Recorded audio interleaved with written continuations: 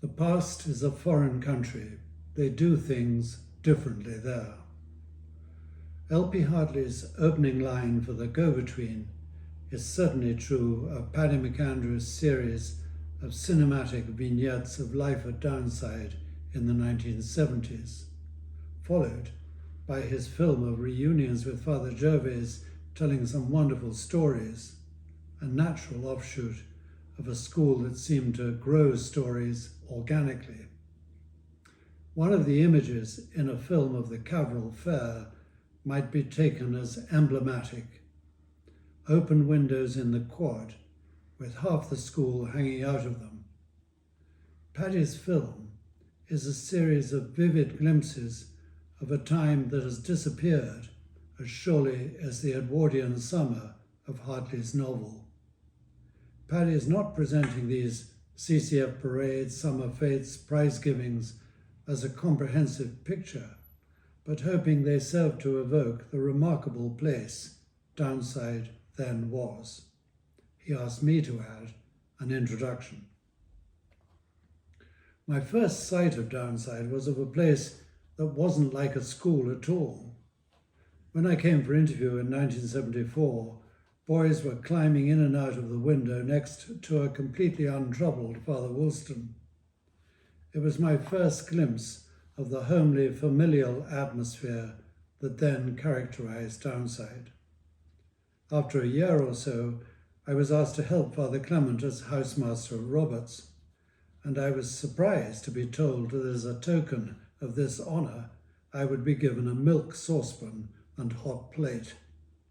It was only a short time before I realized that the secret powerhouse, the spinning hub of the boarding houses, was the evening cocoa party for prefects and the rest of the house in groups. Sitting round the simmering or sometimes boiling over milk, I got to know the Roberts boys as old friends. I am sure it was the same for every housemaster. When I was sixth form master, I borrowed the idea of outside lectures on Saturday morning, which were then becoming fashionable. We had many memorable speakers, like Lord Hailsham and Lord Longford, but even these, Downside's informal atmosphere managed to modify. I remember one speaker who, in a darkened theatre, had his slides not only in a random order, but some of them upside down, so that when he finished and we turned on the lights, there were only a few boys left. Another lecture on the Loch Ness Monster to the whole school was delivered by a squadron leader who was still using Second World War RAF slang. He followed every statement with an unusual "ha!" The packed theatre quickly picked this up and joined in. Discipline was a concept occasionally invoked, but never, in my recollection, enacted successfully. Though on the day after Father Philip was appointed headmaster, with the specific brief of restoring discipline, an armoured car appeared outside the old house. It turned out to be just an OG in the Royal Hussars, coincidentally dropping in. On one notorious occasion, a group of 4 boys came back from a week's suspension at Worth, only to return immediately to their taste for scrumpy in Chilcompton. Made reckless by rough cider, they threw a large rock through the bedroom window of the head of physics, Peter Webber. His telephone call to the school reached Father Gervais, who knew exactly who the boys were and was waiting for them as they entered the Ullathorne corridor.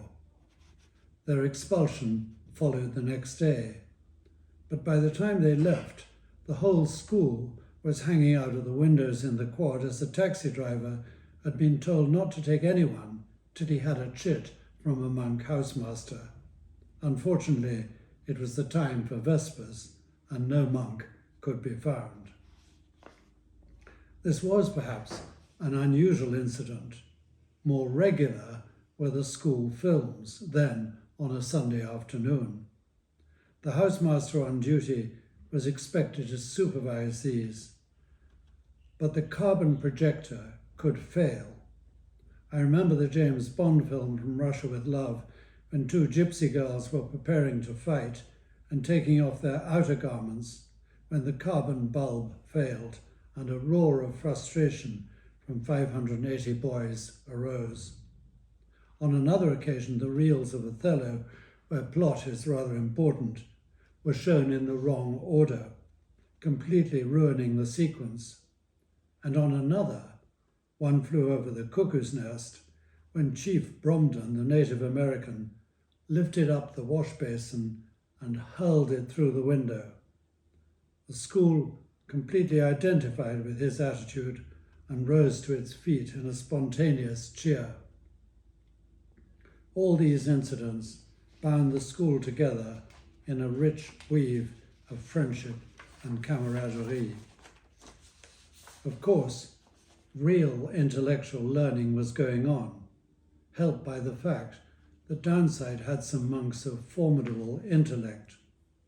One could go into coffee and Father Hilary, a student of F.R. Leavis, would hand back to Father Iltit a copy of the latest Iris Murdoch. Father Iltit himself was writing books on theology on subjects like certainty and publishing follow-up articles in the Downside Review, Second Thoughts about Certainty. Father Joseph Coombe Tennant, a war hero and no mean philosopher himself, is reported to have quipped, "Not so certain now." Then there was Father Dolly, his Irish Guard's nickname, but really Abbot Rudison Brooks, with an MC from each of the two wars, whose autobiography had been ghostwritten by Anthony Wheatley, but whose memory was sadly vanishing. When Father Dolly heard Wheatley read the first chapter to him, the story goes that he said, "By Jove, that chap had an interesting life. Who did you say he was?" In one of the reunion films, Father Gervais tells a story of one of many encounters with the emergency services. I remember a fire breaking out in the Dorchester Tower in a room festooned with electric wires. The volunteer fire brigade from Radstock arrived, and the lead fireman in full breathing apparatus arrived at the top of the stairs only to find his hose stretched no further. "You don't have any fire extinguishers, do you?" he uttered through his breathing apparatus. "You are the fire brigade," I said. On another occasion, I remembered a flu epidemic that swept through the school, making the Gaskey look like a World War I hospital, when an ambulance appeared outside the old house. The auxiliary school nurse brought in for the crisis had herself succumbed to a serious dose of flu. One Saturday evening in Roberts, I heard a sudden frantic rushing about on the corridor. "What's going on?" I asked. "Some yobs at the Three Pins, sir. We're going to get them." I looked out of the window to see 17 yobs at the Three Pins, with pickaxe handles, bicycle chains, even knives. "You will stay where you are," I said, and rang Father Philip, who promised to meet me by the Three Pins. I set off across the green bank with the whole of Roberts watching, expecting to meet Father Philip. Each step that took me nearer the Three Pins confirmed the certainty that I might have to confront the yobs on my own. I could not now turn around.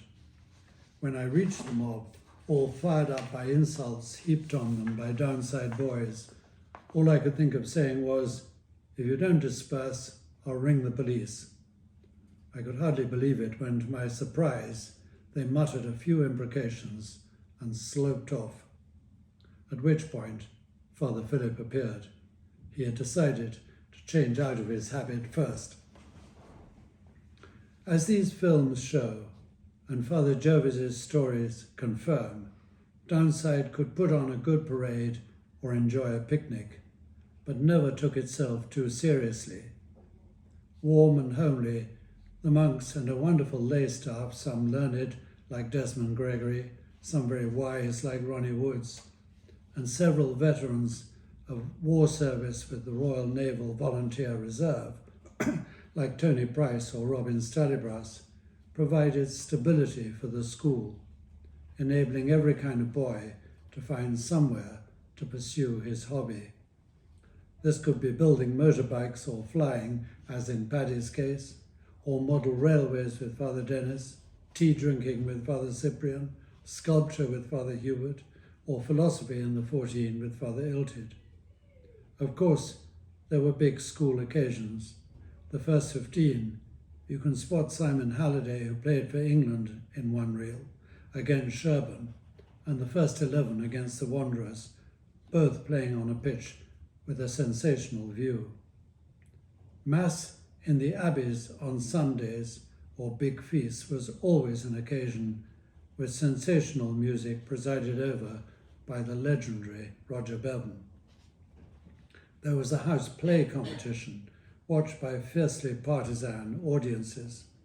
I remember the outrage caused by a Caverall play written by John Mullen, who's now a professor of literature at UCL. Paddy has worked hard to bring the sound and picture in these films to a high quality. It is worth the effort to give us a glimpse of this vanished world, and to remember the downside in the 1970s was home for its 580 boarders, a warm, amusing and nurturing atmosphere in which they could all grow and learn as individuals happily.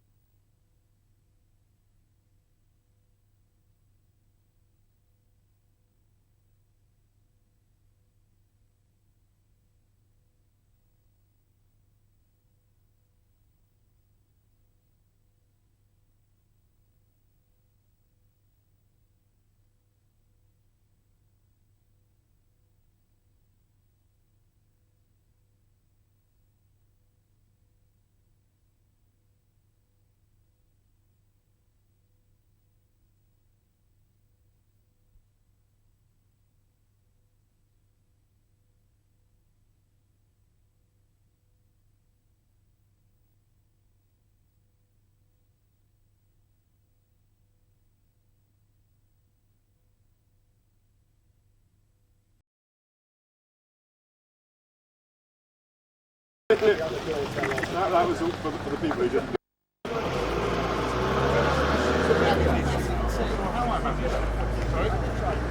No.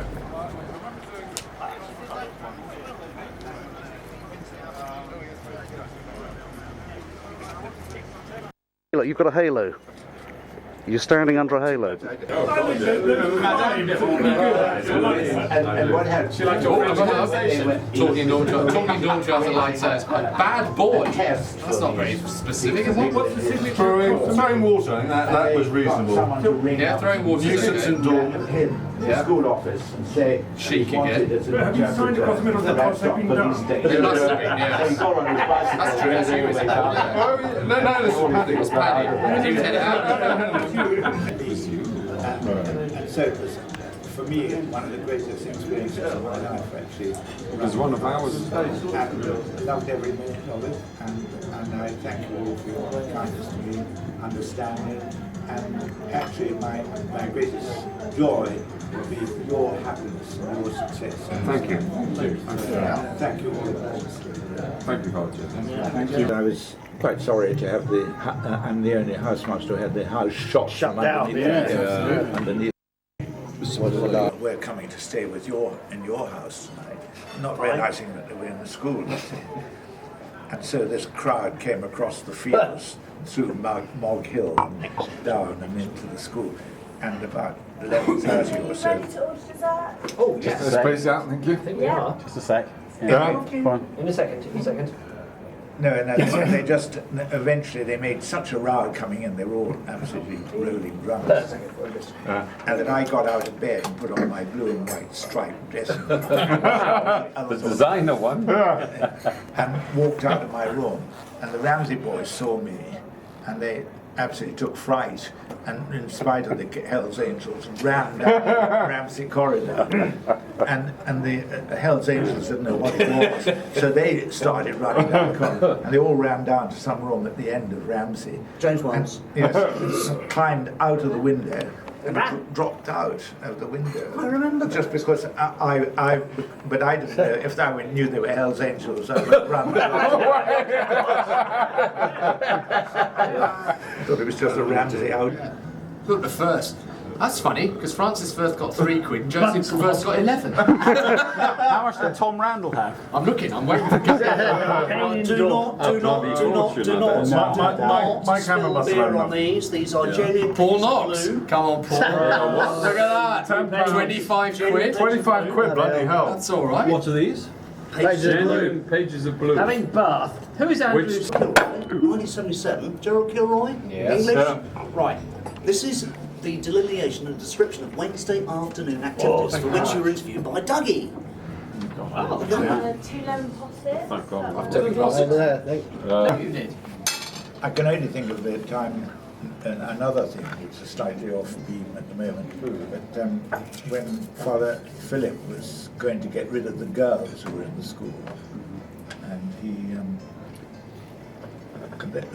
the press got hold of it, and the television arrived, and they were in his office.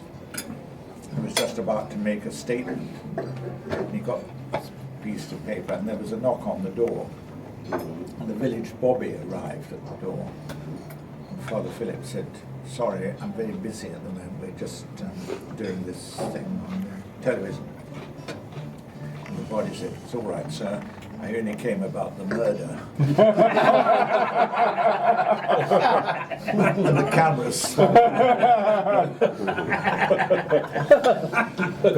apparently, Father Philip, we have in the monastery a large chest, and when men of the road come, gentlemen of the road, if they want, they get a meal and some money, and if they want any clothes, they take it out of this big chest. And Father Philip had thrown one of his pullovers into this, and this man had taken it off and gone up to the north of England and murdered his landlady. And it had Don Philip a film actress of the period of Bridget Bardot. Anyway, this boy was not doing very well at school, so I wrote to them and said, "Could you come down and discuss his future?" So she arrived by taxi. from Bath, and about sort of 3 o'clock on a Saturday afternoon. And she's very nervous meeting me. A French lady, charming, absolutely delightful. She said, do you mind if I smoke? And I said, by all means do. And you had a jet out? No, and so she took out a cigarette, and I took out my very flame lighter, which boys had been mucking around. And I walked up to her and I turned this thing on, and a flame Always the charmer. Always the charmer. and it caught her eyelash. Oh, like Michael Sodlow. Okay. So she had to retire to my washroom upstairs. She was there for about an hour and a half, and she came back, Yeah, right. sort of new Reconstituted. eyelashes. And then she said, my taxi is late. She left, so he spent the rest of the career downside, sort of totally mucking up his life. That's a sad story. Memoirs. All these stories, it's not what's in the story, it's the way you tell it.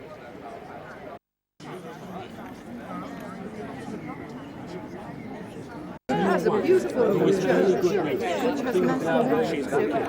Well, serve yourself everything in the dining room here, and then come out and sit down and eat your meal outside. No crumbs, please.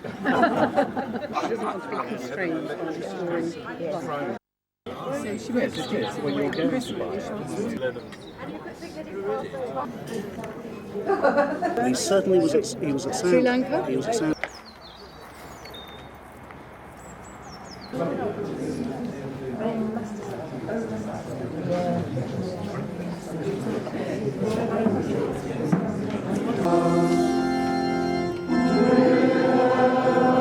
Obviously, the year 1929 is very important in my life, otherwise we wouldn't be here this evening. In 1939, on the 3rd of September, those of you who were around at that time, you know that war broke out. It was absolutely marvellous for us children because the prep school that I was going to closed down. And we were let loose in Anglesey for months on end, going absolutely wild and falling into the sea, doing all sorts of exciting things. 1945, VE Day, Downside was allowed to escape from school and go to Wells, where we beat the whole town up. And they had a fun fair, and there were so many Downside boys present in the town that they were forced to open the fun fair. I got into a bumper car at 10:30 and got out of it at 1 o'clock. And the man asked me if I wanted to buy it. Yeah, I also cycled to Rome. It took me 3 weeks and a few days, and I've not been on a bicycle yet.